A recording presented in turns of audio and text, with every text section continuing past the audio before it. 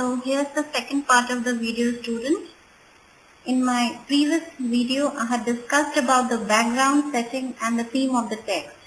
And in this video, I am going to provide the interpretation of the text. So let's start then. Chapter, the third level, author Jack Finney. As already mentioned that this story, the third level, is a psychological short story. It has mainly three characters: Charlie, who is the main protagonist and the narrator in the story. He is a 31-year-old man and an office goer. Sam Weiner, who is a psychiatrist by profession and also Charlie's friend. And the third character in the story is Lisa, who is Charlie's wife. The entire story has been written from the point of view of the narrator. So the story begins at the point where the narrator claims to visit the third level and shares his experience about the place to his friend Sam and his wife Lisa. In his defense, he says that even the president of the New York Central and the New York, New Haven and Hartford railroads would confirm about the presence of the two levels at the Grand Central Station. But still he cannot ignore the fact that about the existence of the third level, as he himself has been there. Sam the psychiatrist and Charlie's friend interpret his experience as a waking dream wish fulfillment. In other words, as hallucination. According to Sam, the reason behind Charlie's unusual experience is his insecurity and monotony that existed in his life. And he just wanted to escape from it.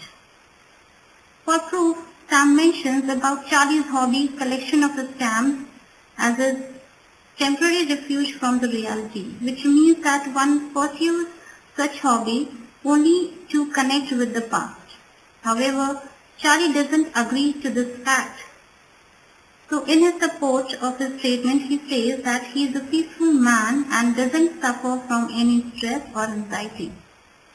On further reading of the text, we find that Charlie recalls as to how and when he reached the third level. One summer night, when he was returning from his office, he decided to take a subway from the Grand Central Station so that he could reach home early, and while recalling the particular day, he says that he was wearing a tan gabardine suit, which means he was formally dressed in his light brown overcoat and was in his complete sense. He had no such intention to escape. Charlie continues to explain that while passing through the stairs of the Grand Central Station, he reached the first level and then he took his way to the second level. As he dug into an arched doorway means that the roof of the gate was in curved shape. So it was at this place that he got lost. Charlie admits that it was not the first time that he got lost at the station, but he never had such experience before. The first time he was lost, he reached to the lobby of Roosevelt Hotel, and the second time to an office building. In describing the grandeur and the architectural design of the Grand Central, he says that the Grand Central Station is growing like trees and its corridors and staircases are pushing out like roots, which means that it's easy for a person to get lost.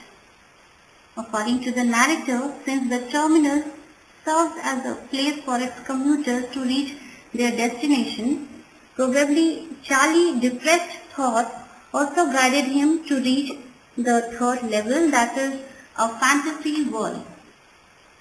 In the next paragraph, he describes the ambience of the third level.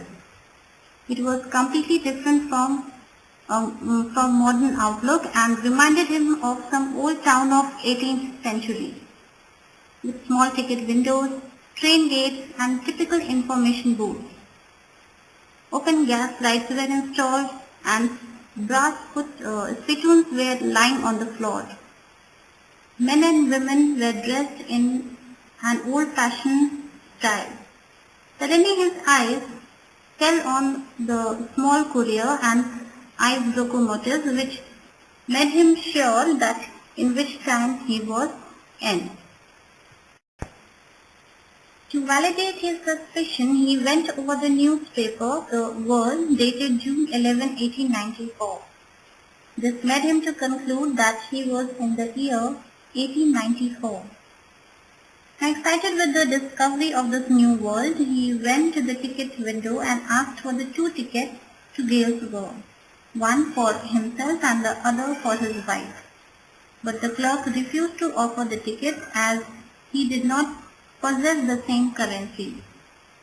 Charlie here mentions that he always wanted to visit Galesburg, his childhood place, and meet his grandfather. Charlie then returns back from the 3rd level. The next day he withdrew all his savings and got it exchanged with the old currency. Even it meant huge loss to him. But unfortunately he couldn't find the 3rd level again. Now days later, Charlie discovers that his friend Sam goes missing. Charlie concludes that he might be existing now in the year 1894. As one night, while Charlie was going through his collections of the first day cover, he finds a letter. Now let me explain you what does the first cover mean. In those days, whenever a new stamp was launched by the government, the stamp collector of the post office, in order to make it certified and legal, they would post it on their own address, only with a stamp on the envelope. It used to be a blank envelope with no letter inside. But surprisingly, Charlie finds a letter in the first day cover, signed as Sam, which was posted on his grandfather's address in Galesburg. Now, here's a little twist in this story, students. In the letter, Sam confirms that Charlie was right about the existence of the 3rd level, as he now lives there, and encourages Charlie to rediscover the 3rd level. Now, to inquire the truth, Charlie goes to the bank and finds that Sam had withdrawn $800 that was enough for him to accommodate and survive at the 3rd level. And thus, the story ends here. So we find that the author leaves the story open-ended in order to let the reader decide the conclusion. So 2 possibilities can be speculated about the ending. Either Sam and the letter were both fictitious, or Charlie was actually right about the 3rd level, and that 3rd level did exist, but only for those who seek for a refuge from the grim realities of the modern world. Hope the text was clearly understood to you now. Now moving on to the next slide. Now students, here a glossary has been provided that includes a list of some important expressions and phrases given in the text along with their meanings, for your convenience while you go through the chapter. So on the whole, we can conclude that the text is an assimilation of literature and psychology that brings out a common man earning and tries to live in nostalgia in order to seek temporary pleasure and escape from the harsh realities of the present world. And lastly, the author leaves a message for its reader as it makes us realize that past and future are merely illusions, and what only exists on this earth is the reality. Now time for reflection. Answer the following questions given on this slide in your own words. So students, that's all in this video for today. Hope to join you again in my next video with a new topic. Till then, stay home, stay safe and